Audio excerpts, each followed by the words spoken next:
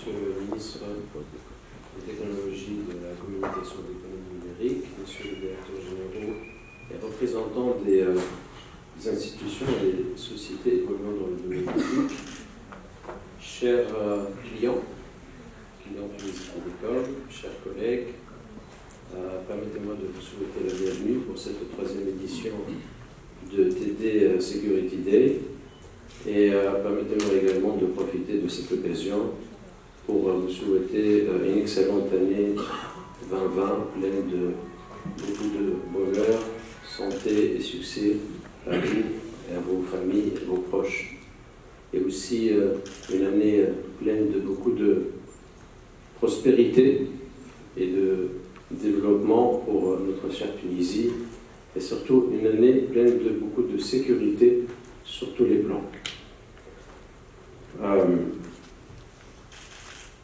TT Security Day, c'est une initiative d'Université Télécom qui devient aujourd'hui une tradition.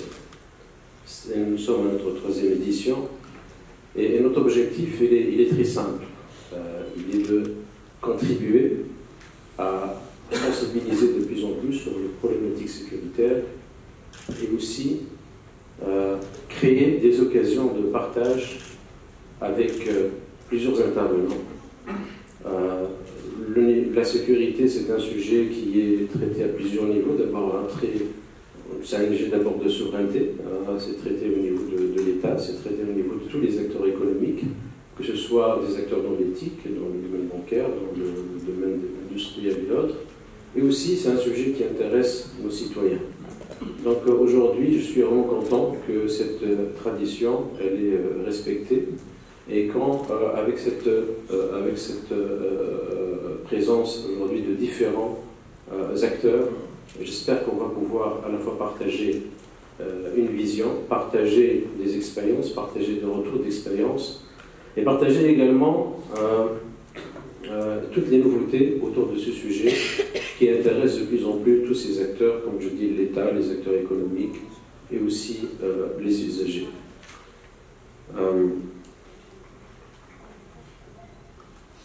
Nous vivons dans un monde qui évolue très très vite grâce notamment aux nouvelles technologies de l'information et grâce au digital. Nous avons un monde qui est de plus en plus connecté. Nous avons des technologies qui émergent de plus en plus. La 4G, c'est derrière nous. On parle aujourd'hui de 5G, on parle des Internet des objets, on parle de Big Data, on parle de l'intelligence artificielle, des solutions cloud, etc. On a des comportements d'usage, des solutions digitales de plus en plus qui se développent à une vitesse grand V. Nous avons des clients de plus en plus exigeants, des clients qui souhaitent avoir tous les services et l'accès à l'information, l'accès au service à portée de main. Et ce qui induit et ce qui exige bien sûr des solutions de plus en plus ouvertes, des solutions de plus en plus accessibles à partir de n'importe où dans le monde et à n'importe quel moment. Et ça, c'est la notion de anytime, anywhere.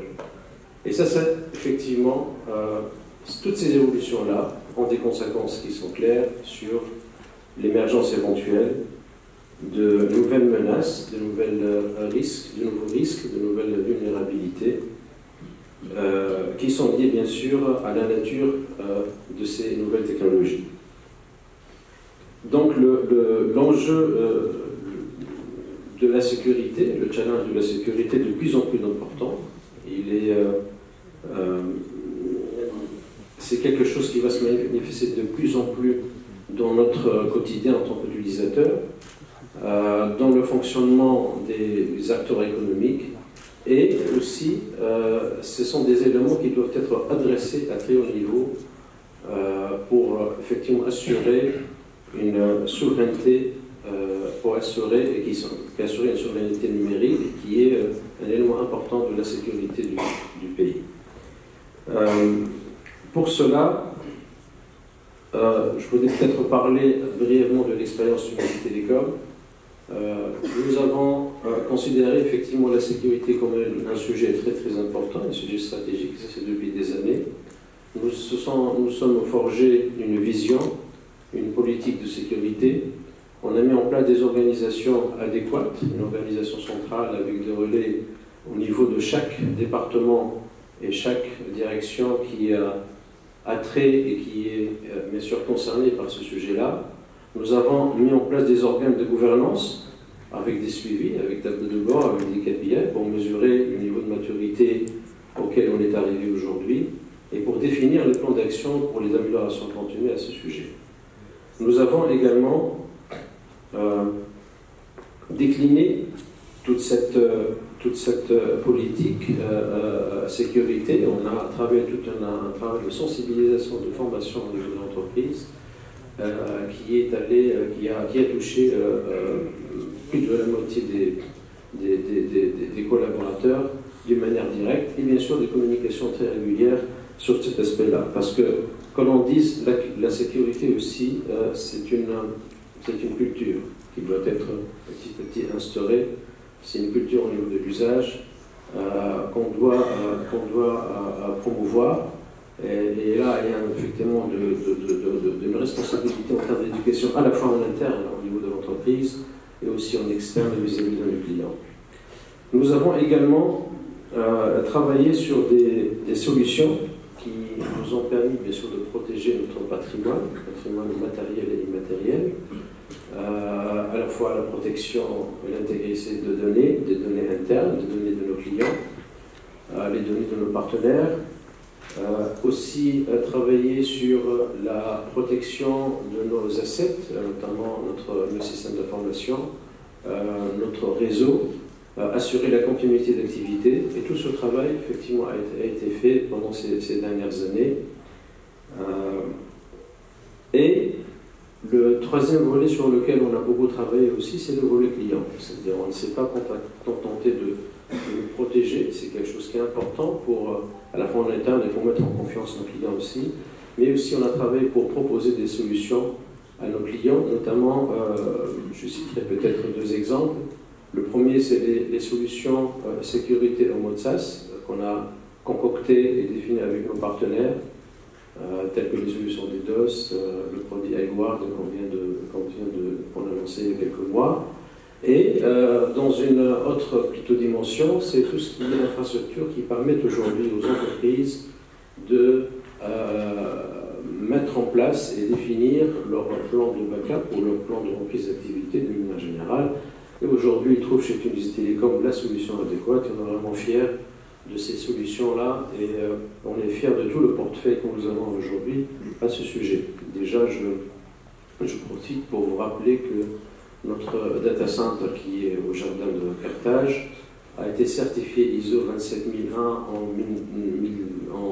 2016 et que je suis vraiment très heureux de vous annoncer que cette certification a été renouvelée à nouveau fin 2019 pour 3 ans supplémentaires et j'espère qu'on va pouvoir fêter et célébrer cette réalisation à la fin de cette journée.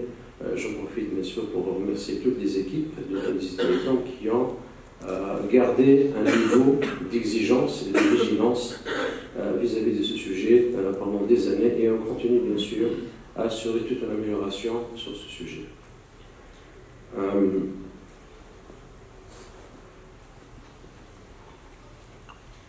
Je voudrais ici, pour finir, dire que la sécurité, comme je dis, reste un sujet aujourd'hui important, vu ce qui se passe, vu les nouvelles technologies, vu les nouveaux usages. On va parler de plus en plus de sécurité, mais on va parler aussi de plus en plus de confiance numérique. En tant qu'opérateur, en tant qu'acteur dans le domaine d'éthique, nous sommes amenés à promouvoir l'usage des services. Et la promotion de l'usage ne peut pas se faire s'il y a un prérequis. Et l'un des prérequis, c'est mettre en confiance nos clients. Et la mise en confiance de l'usager ou du client passe d'abord par un prérequis nécessaire qui est la sécurité. Les aspects sécuritaires sont clairement très importants, ils sont nécessaires, mais ils ne sont pas suffisants. Il faut bien sûr compléter cet aspect sécurité avec un cadre qui est plus large, qui est un cadre incitatif, ça peut être commercial, et surtout un cadre juridique qui permet de protéger l'usager et sécuriser, bien sûr, protéger l'usager et le mettre en confiance pour pouvoir utiliser ces services-là. On va parler aussi, et ça c'est sinon je le ferai récemment, peut-être que le ministre abordera ce sujet, de la confiance numérique, qui peut être un sujet qui est abordé dans le nouveau code du numérique, qui est en cours, qui n'est pas encore validé, mais c'est un sujet qui est en cours, sur lequel il y a des travaux en cours. Et un autre sujet aussi qui devra être de plus en plus mis en avant, c'est ce qu'on appelle la souveraineté numérique. Et je vais finir peut-être par vous partager avec vous une information que j'ai eue hier, une alerte France 24.